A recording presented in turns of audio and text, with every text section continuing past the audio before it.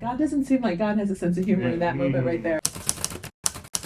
Hey everybody, we're back. The Word Made Fresh. We are starting back up every week. Another resource talking about, what are we talking about? We're talking about Genesis 18 this week. So this is week number 2 of the narrative lectionary. Genesis 18. We've skipped a few chapters. A lot of chapters.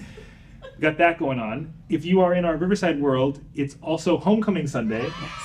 And if you live in the world, there's a big climate march happening. There is, indeed, at least in New York City.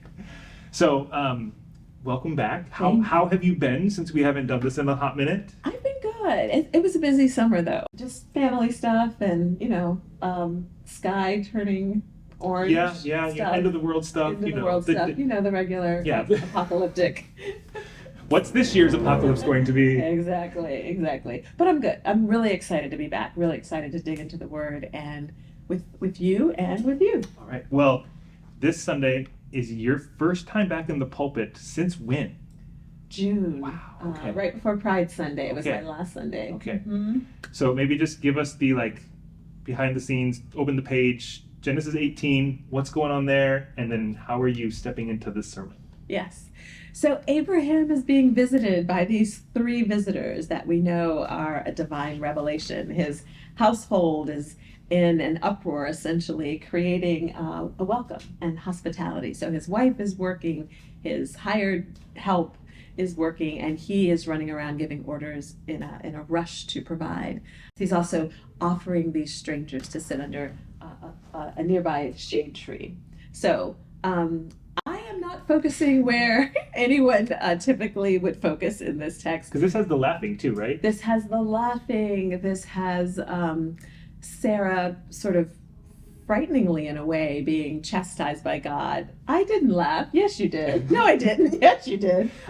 It's a weird moment. Someone needs to preach a sermon called Does God Laugh? Does God laugh? God doesn't seem like God has a sense of humor in that moment right there. But as you said last week, that's not the sermon I'm preaching. I'm also not really focused on Isaac and his name meaning laughter.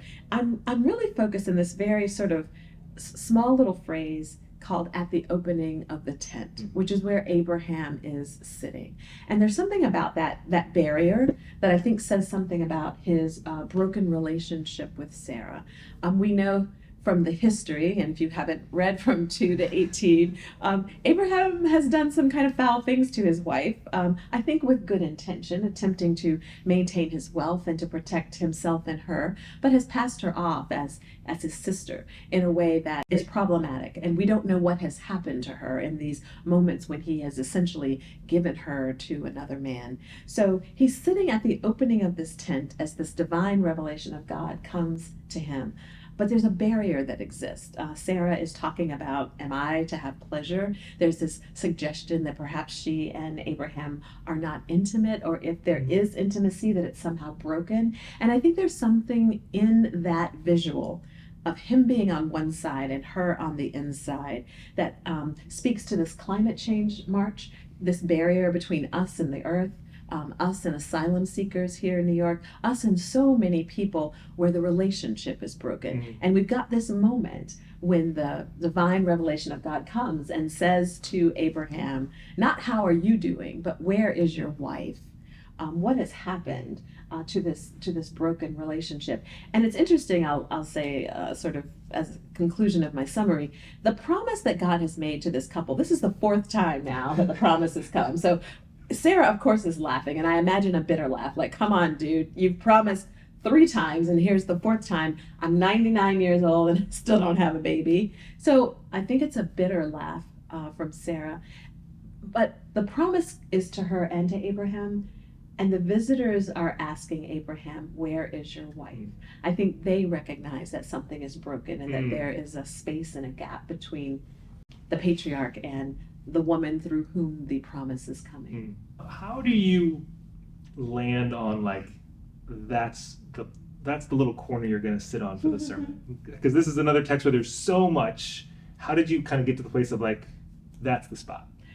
Yeah, reading commentaries, but I think the big thing that did it for me was just reading the text out loud and reading it slowly.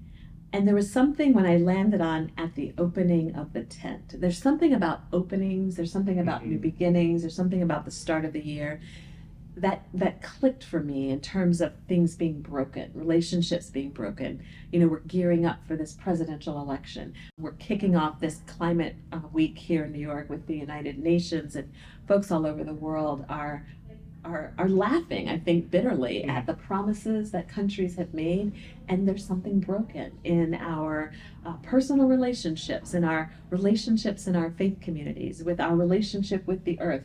And I just thought there was something so visual and beautiful about the opening of the tent and the choice Abraham has to choose something different than what he has done before.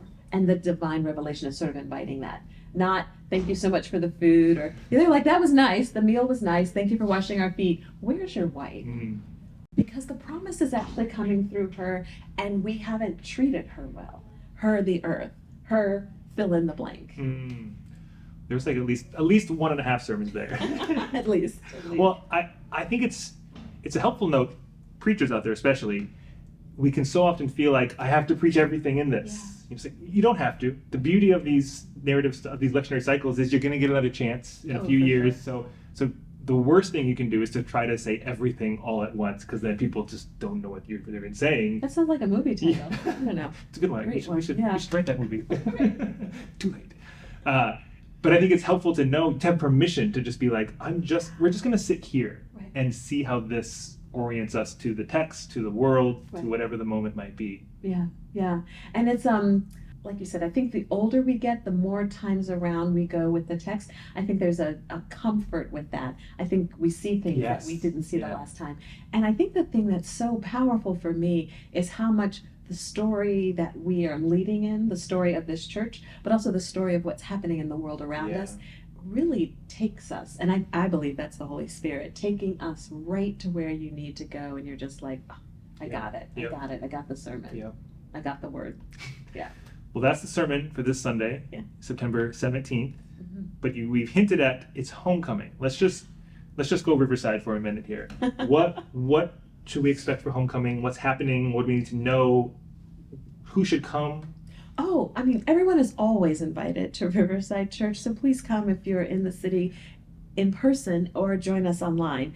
A lot of folks who are part of our community but don't live physically here will come back physically for homecoming. Folks who've been away for the summer and maybe haven't been with us since I was last in the pulpit in June, they will be back. Folks who may have been away since COVID and just haven't come back because they've gotten into a different rhythm. All of those folks will be coming back again. We saw some of them in worship this first Sunday when Jim preached. So it's a joyful opportunity for us to, I think, remember who we are. All of our ministries march in with their banners. We are reminded, I think, of our call, God's call on this community and all the ways that we live out love and justice in this place. So it's always a huge celebration. There'll be a big buffet lunch afterwards. There'll be ice cream.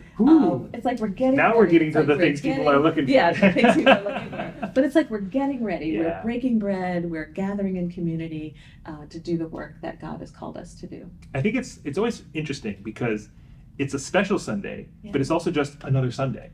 It's not like, okay, this sermon has to be, it's like you're just being faithful to preach where the text is and where the world is and where our congregation is. But the day is special when we all intentionally gather in a different way, whether that's, in the space, hope you can all make it, or online. We got some fun stuff planned for virtual coffee hour. It's going to be a lot of fun. And then really from here, a whole lot of programming kicks off. So small groups, classes, you name it, there's stuff happening. There's stuff. The stuff will be stuffing.